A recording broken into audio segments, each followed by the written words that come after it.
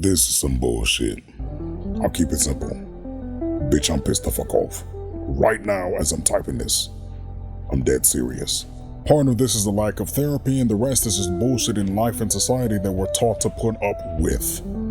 I heard someone say I'd choose the bad. Well, did you poke him too? The very title of the book, I Have No Mouth and I Must Scream by Harlan Ellison, has been jumping around in my brain for years, it seems, because it describes the very basis of what pain is.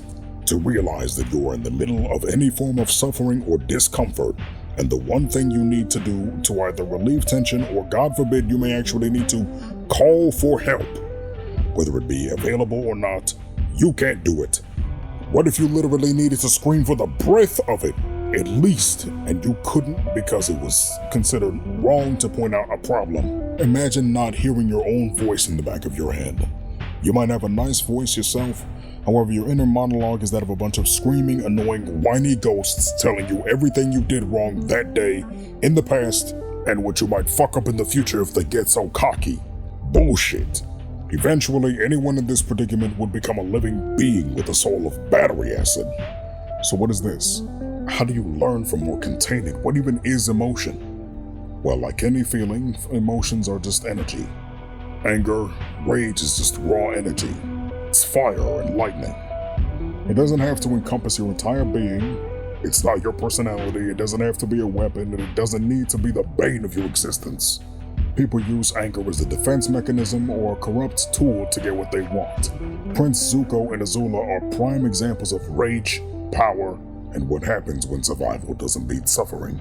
Azula survived and thrived with approval from her father, and she used every negative feeling she ever had to manipulate the world to her whim in fear of her. Zuko suffered every day of his life in pain and anguish, fighting an uphill battle to gain the approval of his father, and became a tyrant in the process.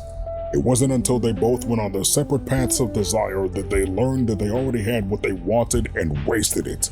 Eventually, Zuko learned that the fire inside him was burning him alive because he never learned how to appreciate himself or his energy enough to use it correctly. What if Spider-Man never had the red suit and it was black 24/7? At that point, he wouldn't be a hero. He'd be collateral damage.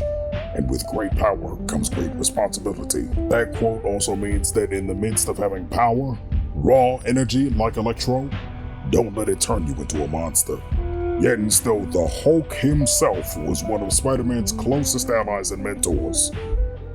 The difference between the ramifications of destruction and the strength of salvation are purpose, discipline, heart, and timing.